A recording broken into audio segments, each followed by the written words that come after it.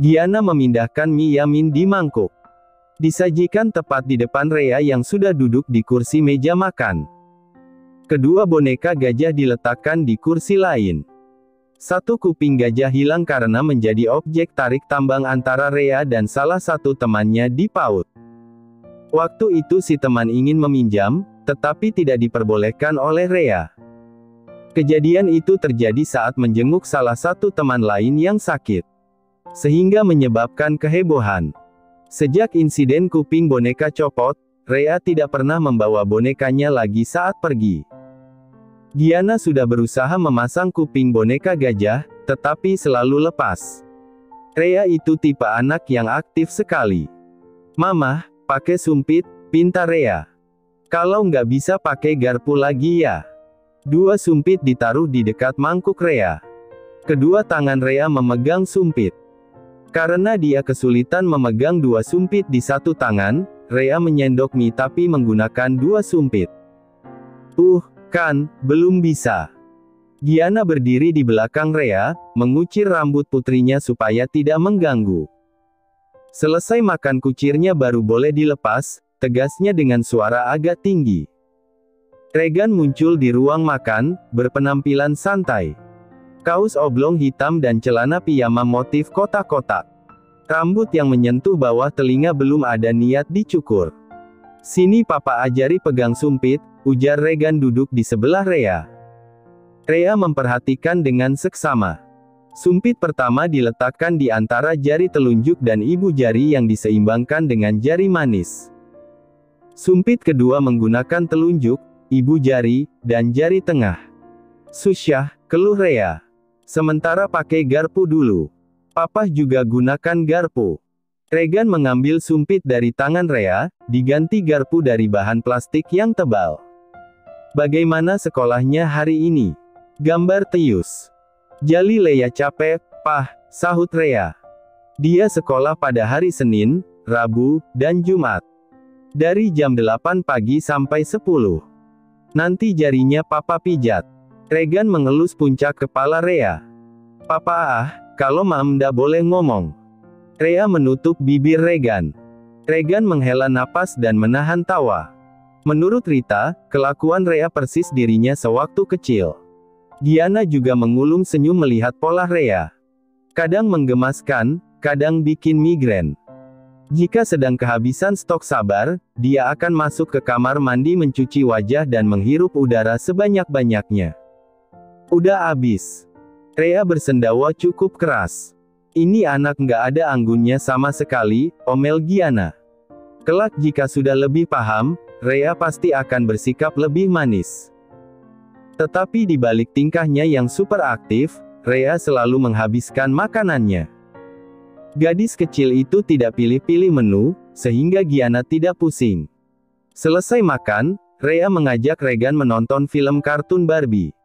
Tapi oleh Regan dialihkan pada kegiatan lain, menyusun puzzle di ruang keluarga.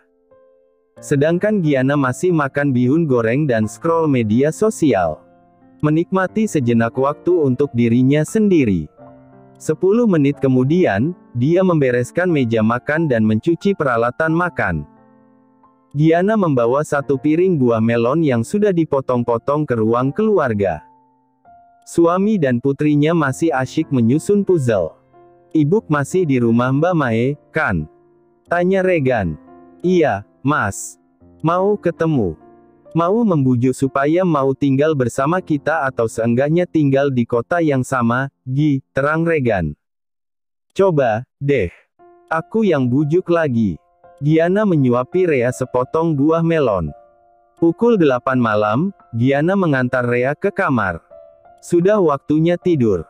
Sejak usia setahun, Rea tidur terpisah dengan kedua orang tuanya.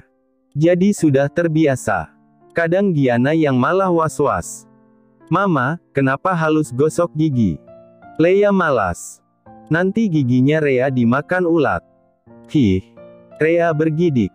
Giana mencium kening Rea yang malam itu tidak mau mendengar dongeng cerita, hanya minta diusap-usap punggungnya. Lambat laun mulai terlelap. Dengan sangat hati-hati, Giana turun dari pembaringan. Mematikan lampu utama, menyisakan lampu meja. Rea menolak tidur dalam kondisi gelap total. Giana kembali ke ruang keluarga, sang suami menonton pertandingan bola voli di televisi. Giana langsung duduk di sebelah Regan, mendekap lengan nan kokoh. Aku ingin ngajak liburan. Regan mengurangi volume televisi. Kemana? Giana bertanya. Jepang. Giana melepas lengan suaminya. Duduk bersila di sofa serta menghadap ke arah Regan. Kapan? Kenapa wajahmu serius gitu? Regan mengernyit. Aku merasa masih ada utang liburan. Kan, nggak harus ke Jepang, Mas, tukas Giana.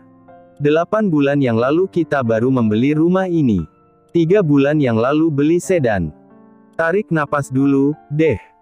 Menyenangkan istri itu melancarkan rezeki. Regan tersenyum jenaka. Tunggu anak kedua. Sekalian aja. Supaya nggak buang-buang uang. Memang udah yakin mau nambah anak. Yakinlah, sahut Giana, merebut remote televisi. Kemungkinan bulan depan lepas kebon. Yuk. Regan menarik tangan Giana. Yuk kemana? Bikin adik buat Rea.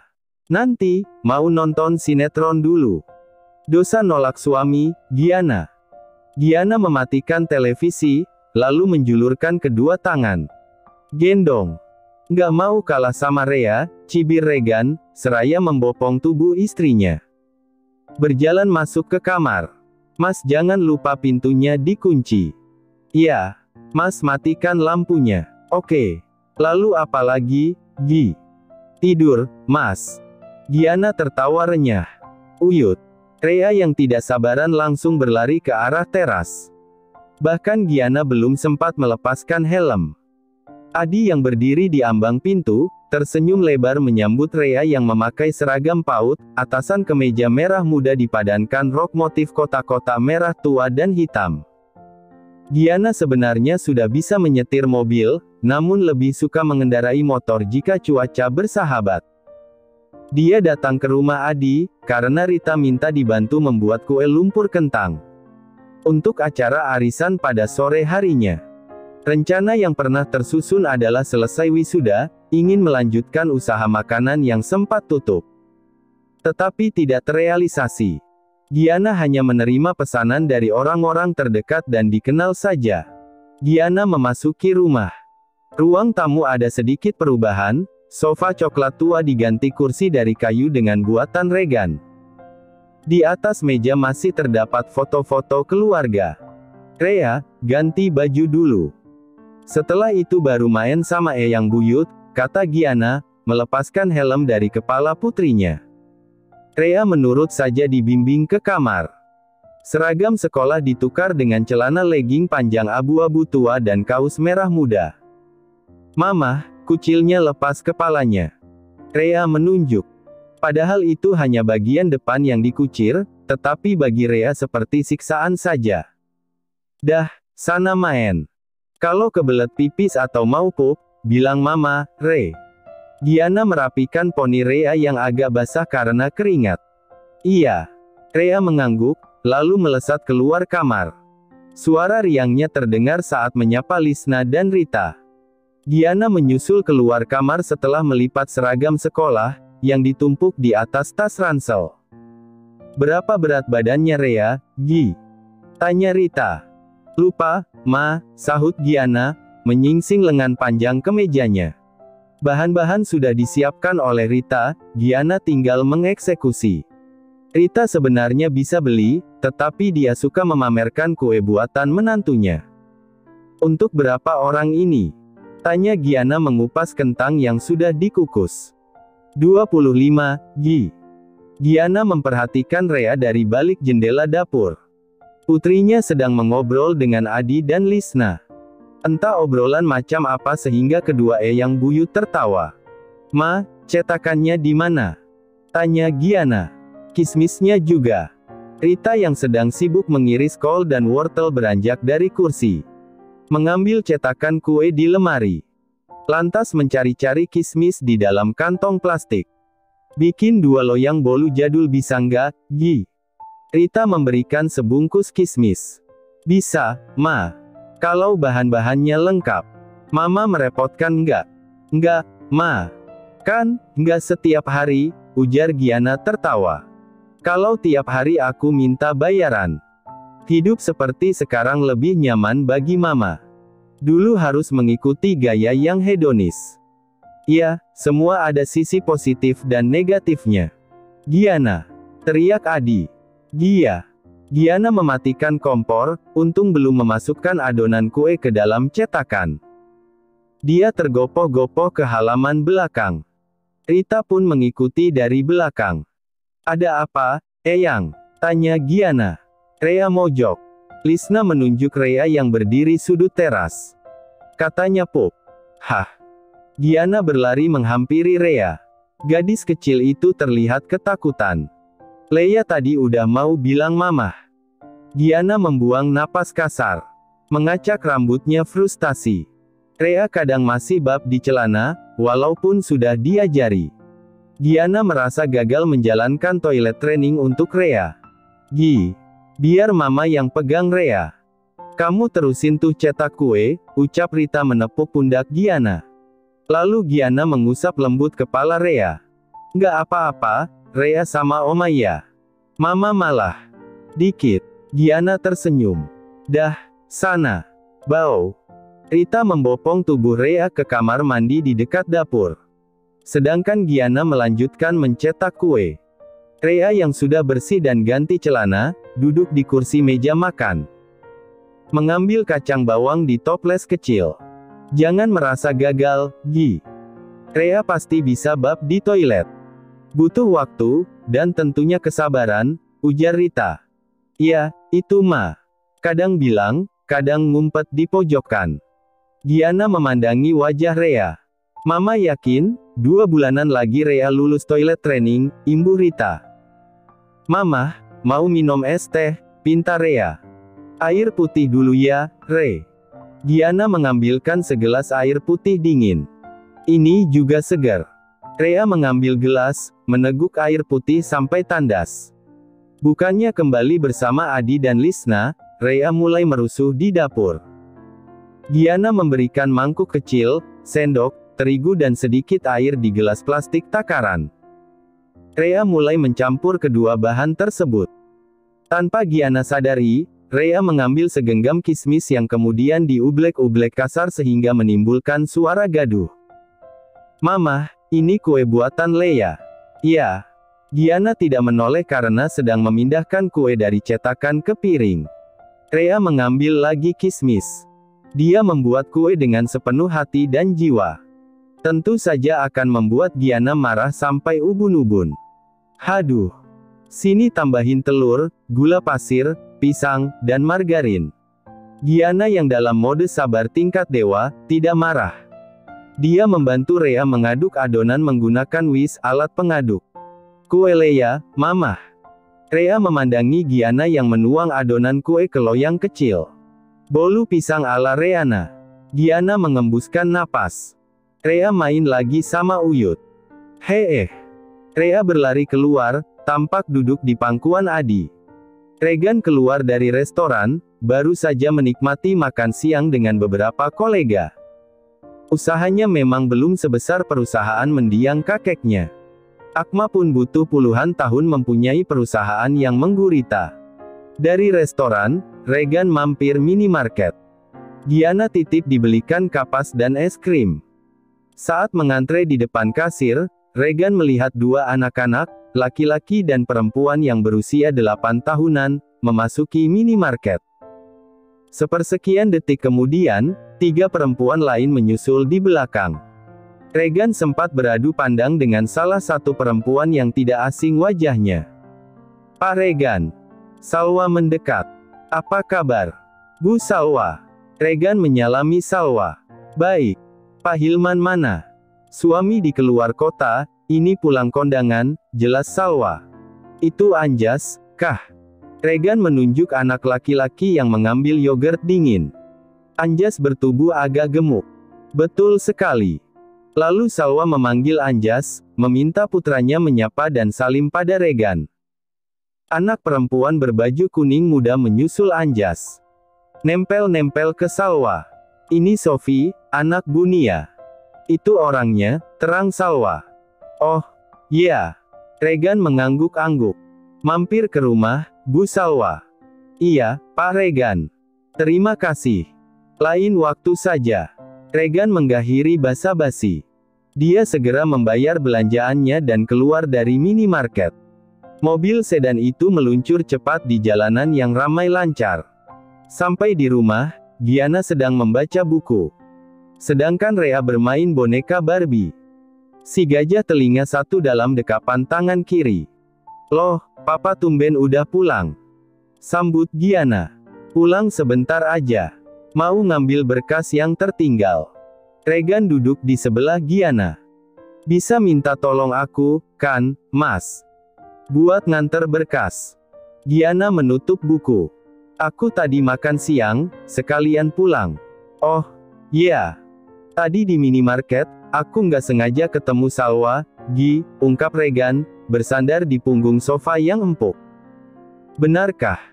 Sama Anjas dan Pak Hilman. Giana penasaran, menatap intens suaminya. Sama Anjas doang, jawab Regan. Sama sainganmu juga. Saingan siapa? Giana mengerutkan jidat. Bu Nia dan Sophie. Regan tergelak, karena ingat dulu Giana pernah jengkel brutal pada Nia. Giana mendengkus pelan. Nia dan Salwa satu kampung, tetanggaan pula. Jadi wajar mereka dekat. Anjas kayak apa? Cihi penasaran sama calon mantu, goda Regan. Giana sudah mengambil bantal yang siap dilayangkan ke perut Regan. Tetapi Rea melihat ke arahnya. Jadi, tidak ada drama perang bantal. Kulit masih sama, tubuh besar agak gemuk karena dalam masa pertumbuhan, jelas Regan. Anjas itu nggak masuk kategori ganteng-ganteng banget, tetapi ada daya tarik tersendiri. Harismatik gitu. Iya, kan, masih kecil. Kalau udah gede, mungkin berubah karena tahu merawat diri. Giana menghela napas. Mak Inah, tolong simpan es krim di kulkas, suruh Regan pada perempuan yang melintasi ruangan. Makasih ya. Iya, Pak. Mak Inah mengambil es krim di meja. Papa ndak boleh suluh-suluh Mbak Inah. Rea berkata seraya menggerakkan jari telunjuk ke kanan lalu ke kiri. Mbak udah tua. Punya anak yang aktif dan pintar kadang-kadang agak membuat Regan tertohok. Mama, boleh pinjam baju? Tanya Rea menaruh gajah satu di atas karpet. Baju punya Mama? Iya, sepatu juga. Ambil sendiri bisa. Karena biasanya Rea mengambil kaos yang berada di tumpukan bawah. Jadi bisa digapai. Sedangkan sepatu juga disimpan di rak rendah. Rea berlari masuk ke dalam kamar orang tuanya. Karena cukup lama, Giana mulai curiga. Susul tuh anaknya, ujar Regan. Belum sempat mengangkat bokong, Rea sudah keluar. Menggunakan sepatu hak tinggi. Bibirnya merah tebal. Ya, Tuhan, Rea, desis Giana, kemudian tertawa. Cantik sekali. Mama, Leia pinjem pesta ini. Rea menunjukkan lingerie seksi warna merah menyala. Nggak boleh. Giana merebut lingerie dari tangan Rea, yang lantas disembunyikan di balik kaos. Padahal baju tidur kurang bahan itu disimpan di pojok lemari bawah. Bisa-bisanya diketahui Rea. Mau baju pesta, rengek Rea. Gaun pesta Mama punya banyak. Yuk, pilih lain. Loh, Gi. Punya lingerie baru. Regan tersenyum penuh arti. Entar malam Jumat. Giana mendelik sewot. Giana melihat lemari baju berantakan. Di meja rias, satu wadah bedak tabur terbuka dan berceceran isinya. Begitupun dengan lipstik yang pemulasnya jatuh di lantai. Sudah tahu anaknya lasak dibiarkan ambil sendiri, komentar Regan, yang terdengar setengah menyalahkan. Tapi ada hasilnya, menemukan harta karun. Giana melirik sebal pada Regan. Anak dan suaminya membuatnya meradang. Udah nanti tinggal check out di Shopee. Nanti aku yang bayar. Regan mencium pipi Giana. Aku balik ke kantor dulu. Mungkin pulang telat. Aku harus mengerjakan sendiri satu pesanan. Ya. Giana sangat ketus. Mas, udah sana balik ke kantor. Regan mencium kening Rea yang berdiri di depan lemari. Kemudian melangkah keluar kamar. Giana membuka pintu lemari yang lain. Mengambilkan atasan berenda warna kuning muda. Leia mau warna melah. Pakai dulu. Nanti ditambahin sabuk merah. Giana mengambil ikat pinggang merah bata. Rea menurut saat Giana memakaikan blus kuning juga ikat pinggang. Giana juga memasang kalung di leher Rea. Gimana cantik, kan? Iya. Rea pun berjalan agak kesusahan karena memakai sepatu hak tinggi. Agak ngangkang. Bahkan salah satu sepatu sempat lepas. Giana kemudian menyimpan lingerie di lemari paling atas, di belakang tumpukan celana panjang. Setelah itu merapikan kaus-kaus yang berserak. Mamah, Uti Wening datang. Teriak Rea. Buru-buru Giana keluar kamar, melihat kedua kaki ibunya dipeluk Rea. Wening belum pernah datang sebelumnya di rumah yang baru. Rumahnya adem dan nyaman, komentar Wening. Bagus. Berapa kamar? 3, Bu. Rea lepas kakinya Uti, hardik Giana pelan. Ibu tadi di rumah Mae masak soto ayam cukup banyak. Ibu bawain sekalian, kata Wening meletakkan rantang besar 3 susun di meja tamu. Rea melepas sepatu, lalu menarik tangan Wening ke ruang makan. Memamerkan bolu pisang yang dibuat kemarin siang di rumah Rita. Rea menyuruh Wening mencicipi bolu tersebut. Enak, Uti? Tanya Rea. Kalau udah gede mau jualan kue. Lumayan enak, sahut Wening, mengusap kepala Rea. Giana memindah rantang ke meja makan. Dibukanya satu persatu, ada kuah yang dibungkus plastik bening. Isian soto seperti ayam suwir, irisan kol dan seledri, bawang goreng, telur rebus, bihun jagung, dan sambal. Apa itu, Mamah? Rea naik di atas kursi, kedua tangan bertumpu di meja, kepala melongok penasaran. Soto ayam, Re, jawab Giana, menarik tubuh Rea supaya duduk. Mau makan lagi. Giana memastikan karena 1 jam yang lalu Rea sudah makan. Iya. Rea mengambil 1 suwir ayam. Tubuh Rea lumayan gemoy dengan pipi cubi. Seandainya tidak super aktif mungkin gemoynya berlipat ganda. Susu doyan, makan dan ngemil kencang. Giana melepas blus dan ikat pinggang dari tubuh Rea. Menyiapkan 1 mangkuk yang diisi nasi dan soto. Juga menaruh segelas air putih. Ibu mau minum apa? Tanya Giana. Ibu nggak haus, Gi. Nanti aja. Wening duduk di kursi dekat Rea yang lahap makan sendiri. Cucu Uti yang satu ini pinter banget. Oh, ya, Bu. Pindah saja. Di Jakarta ibu sendirian. Mau ya pindah? Bujuk Giana. Di tempat tinggal sekarang ibu punya teman gitu, Gi. Males kudu beradaptasi lagi. Wening tertawa sumbang. Ibu nanti juga dapat teman lagi, kok. Ibu juga boleh kerja atau jualan. Aku hanya ingin ibu dekat dengan kami. Giana mengambil tisu, mengelap dagu Rea yang terkena kuah soto. Wening menghela napas. Nggak malu seandainya ibu kerja atau jualan. Ibu nggak ingin mempermalukan kalian. Dikira nggak dicukupi, katanya. Setiap bulannya, Wening mendapatkan kiriman uang dari Regan maupun Tejo. Tentu saja cukup untuk kebutuhan sehari-hari. Tapi dia bosan jika seharian di rumah, hanya nonton sinetron atau duduk-duduk di rumah tetangga. Gosip sana-sini. Jadi dia masih kerja di warung makan. Enggak lah. Mau, kan, pindah. Giana memegangi lengan Wening. Kalau ibu mau, di daerah kontrakan aku dulu. Orang-orangnya baik, walaupun ada yang rese juga. Ibu akan pindah setelah masa kontrak rumah habis. 4 bulanan lagi, putus Wening. Beneran loh, Bu.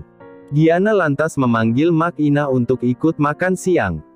Wening di rumah Giana sampai sore hari. Sempat tidur di kamar bersama Rea. Giana yang mengantar Wening pulang ke rumah Maena.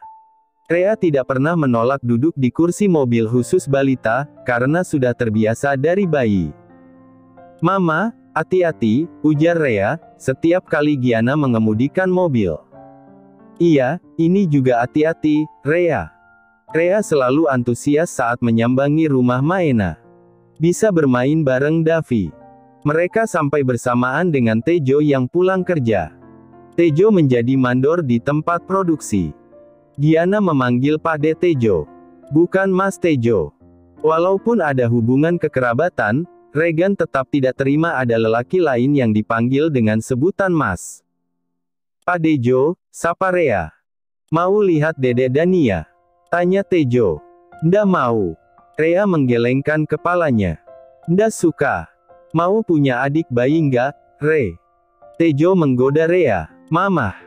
Rea yang asyik memperhatikan Davi mewarnai, berjalan mendekati Giana.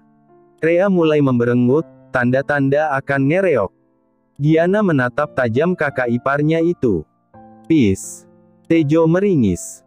Sudah tahu keponakannya gampang ngambek, digodain mulu, tegur Maena, memukul pundak Tejo. Giana mengusap lembut punggung Rea yang mendadak jadi pendiam. Sepertinya Giana harus memberikan penjelasan secara hati-hati kelak Rea akan mempunyai adik. PR yang harus dikerjakan bersama Regan. "Rea mau es krim?" tanya Maena, supaya suasana hati Rea kembali ceria. "Mau." Rea mengangguk. "Mas Davi, ayo ambil es krim." Rea dan Davi menikmati es krim kon rasa strawberry di teras depan. Jas. Seorang perempuan berjalan cepat di jalanan yang menurun.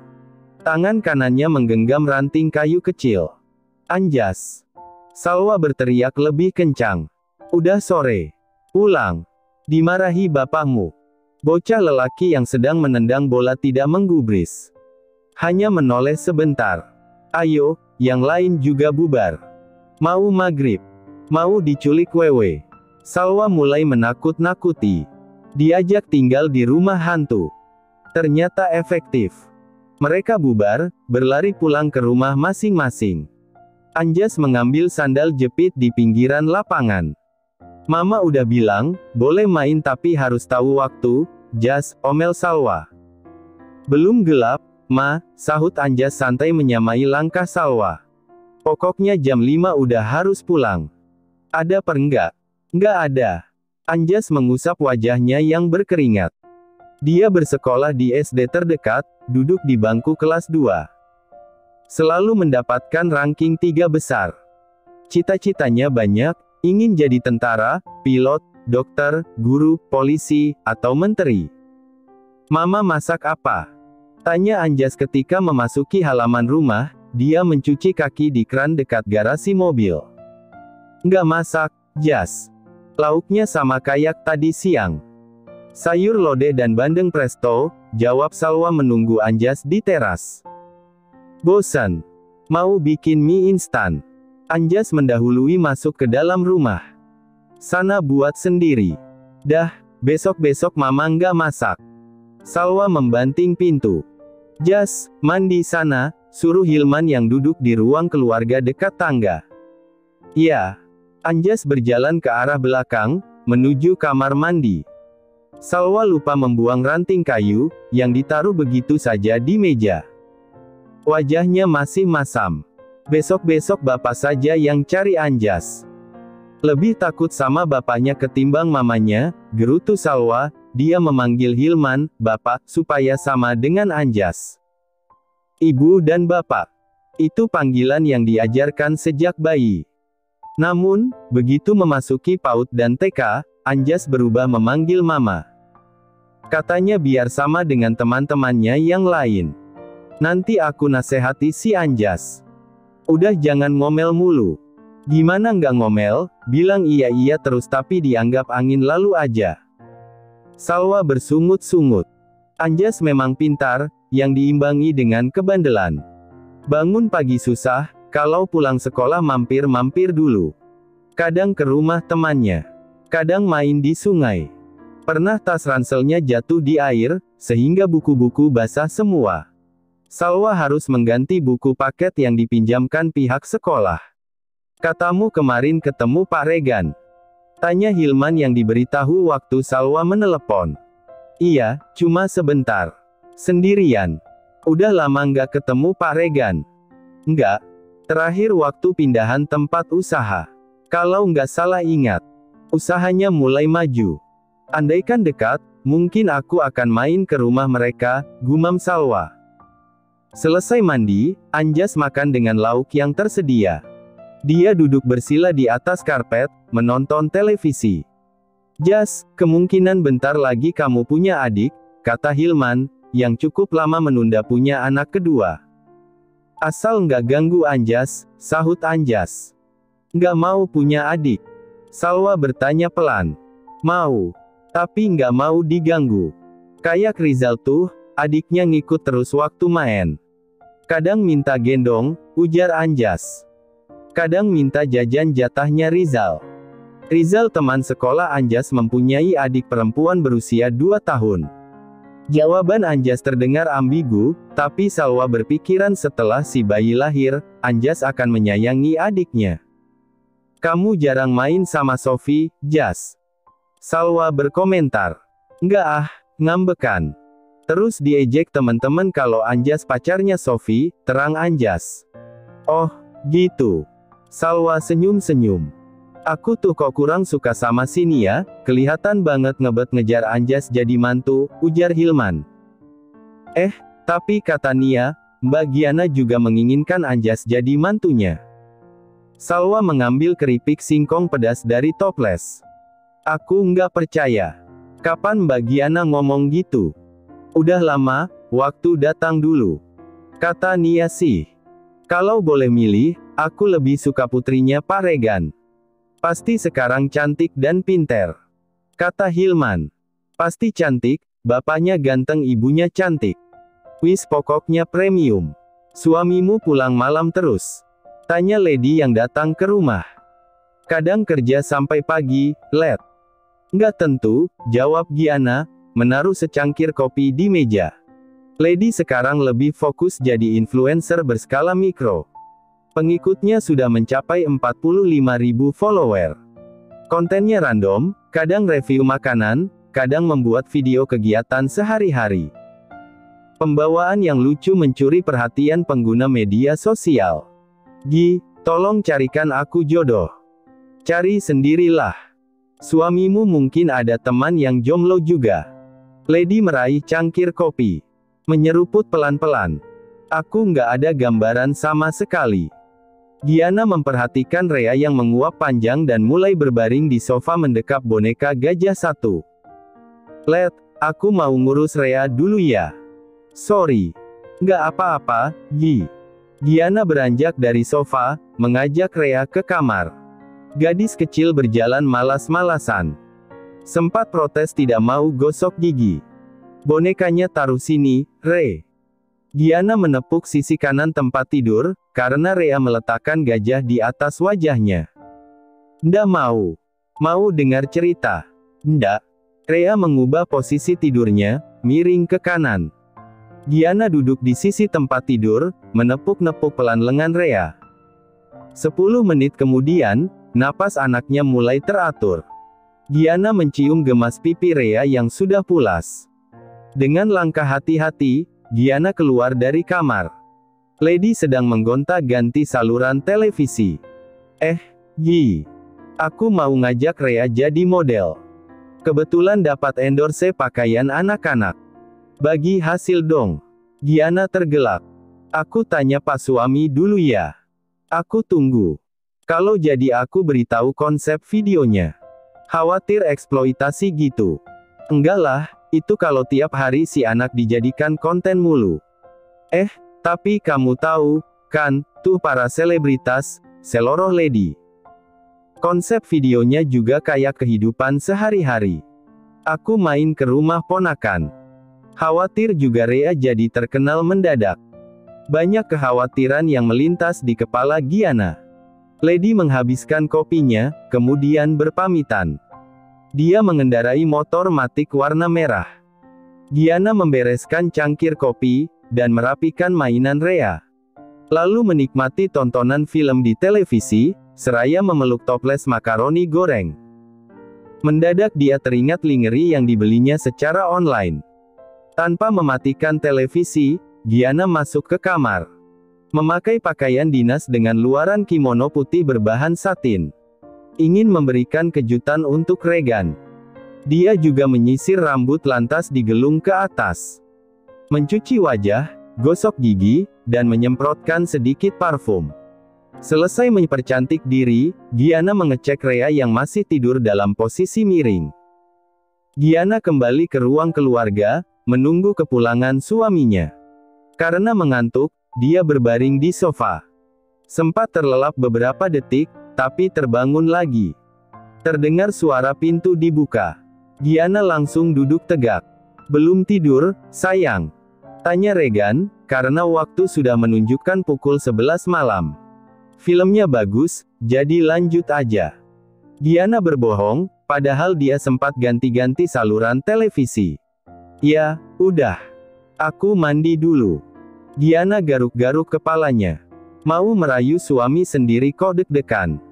Matanya melihat televisi, tapi pikirannya kemana-mana. Belum selesai filmnya. Regan muncul 10 menit kemudian. "Oh, ini hampir selesai, Mas." "Mas tidur duluan aja," sahut Giana malah mengikat tali kimono, supaya tidak terlihat memakai lingerie seksi. "Belum ngantuk. Aku temani."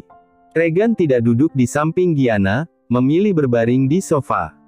"Mas, akhir pekan ada perlombaan di sekolah Rea. Dalam rangka Hari Kemerdekaan Republik Indonesia. Orang tua ikut serta dalam perlombaan," kata Giana. "Jam berapa?" "Mulai jam 10. Lomba makan kerupuk." "Sepertinya sih." Giana mengusap betisnya, lalu lehernya. Ingin memberikan kode. "Giana, tumben pakai lipstik." Regan memeluk bantal sofa. "Ini lipstik dari Lady, dia tadi sempat main ke rumah," jelas Giana, tidak bohong. Film pun selesai. Giana mematikan televisi. Ruangan mendadak hening. Hanya terdengar sesekali suara kendaraan yang lewat. "Mas, tidur di kamar." Giana menggoyangkan kaki Regan. "Males gerak, Gi. Gantian aku minta gendong." Regan terkekeh seraya duduk. "Lepas aja kimononya." Tangannya menarik simpulan ikatan kimono. Giana merasakan darahnya berdesir, kala kimononya dibuka Regan dan meluncur ke bawah. Sehingga terlihat jelas tubuhnya dalam balutan baju haram. "Kok kamu tahu, Mas?" "Tahu, dong," tukas Regan menarik pinggul Giana. "Ada Rea, Mas. Kalau dia bangun nanti repot. Ayo ke kamar aja." Giana menarik pergelangan tangan Regan. "Punya anak tuh nggak bisa sembarangan." Regan berdiri, tanpa aba-aba membopong tubuh istrinya. Giana pun mengalungkan kedua tangannya di leher Regan. "Mau berapa ronde, Gi?" ucapnya seraya melangkah. "Satu aja, nanti." Suami istri itu melihat ke arah pintu kamar Rea. "Leia juga mau digendong papa." Sambil mengucek-ngucek mata. "Loh, mama pakai baju pesta."